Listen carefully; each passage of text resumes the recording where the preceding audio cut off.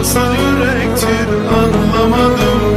Geceler sırdaşım olmuş tükenip gitti hayatım. Acılar kalpte dururmuş, bu nasıl yürektir anlamadım.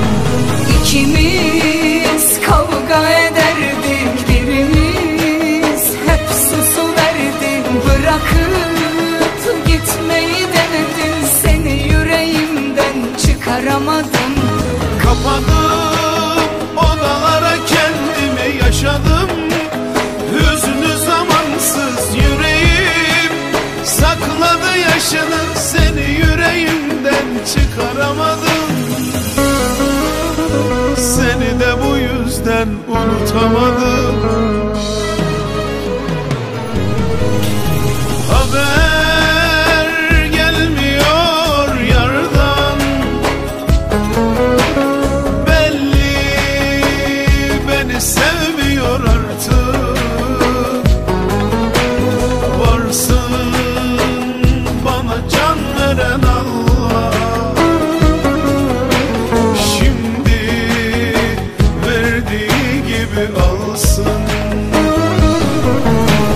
Haber gelmiyor yardan, belli beni sevmiyor artık. Varsın bana can veren Allah, şimdi verdiği gibi alsın.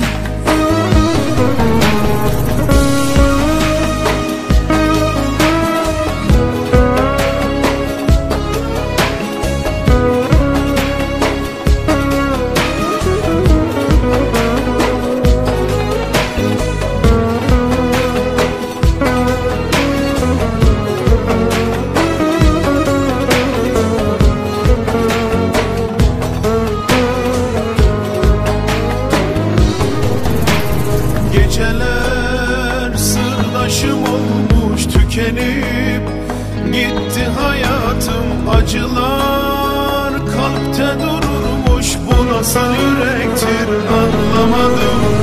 İkimiz kavga ederdik, birimiz hep susuverdi. Bırakıp gitmeyi denedin, seni yüreğimden çıkaramadım. Kapadım odalara kendimi yaşadım. Hüznü zamansız yüreğim sakladı yaşını, seni yüreğimden çıkaramadım. Seni de bu yüzden unutamadım.